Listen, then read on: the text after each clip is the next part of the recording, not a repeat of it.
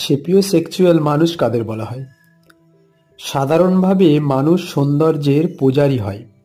ছেলে হোক বা মেয়ে, মানুষের প্রাথমিক আকর্ষণ রূপ এবং সৌন্দর্য। কেউ কাউকে যখন প্রথম পছন্দ করে তখন সে নিজের রূপ সৌন্দর্যকে মেপে নিয়ে সামনের কোনো যথাযোগ্য সুন্দর ব্যক্তিকে পছন্দ করে এবং তার প্রেমে পড়ে। কিন্তু এর বাইরে এক ধরনের মানুষ থাকে যাদের বৈশিষ্ট্য, যাদের চিন্তাভাবনা এদের থেকে সম্পূর্ণ আলাদা। এরা মূলত রূপ সৌন্দর্যের প্রতি নয়, ব্যক্তির বুদ্ধিমত্তার প্রতি আকৃষ্ট হন। অর্থাৎ কারো শারীরিক সৌন্দর্যের চেয়ে তার বুদ্ধি, তার জ্ঞান, তার বিচার করবার ক্ষমতা, তার সৃজনশীল চিন্তা ভাবনা বা বুদ্ধিভিত্তিক ক্ষমতা তাদের কাছে বেশি আকর্ষণীয় মনে হয়। একজন সেপিওসেক্সুয়াল ব্যক্তি সাধারণত গভীর আলোচনা, বিশ্লেষণধর্মী চিন্তাভাবনা এবং জ্ঞানের বিনিময়ের মাধ্যমে কারো প্রতি আকৃষ্ট হন।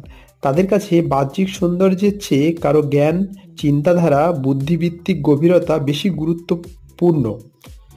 গভীর আলোচনা, তীক্ষ্ণ বুদ্ধি, গভীর বিশ্বাস, ভরসা এবং উন্নতশীল আলোচনা তাদের মনকে জয় করে।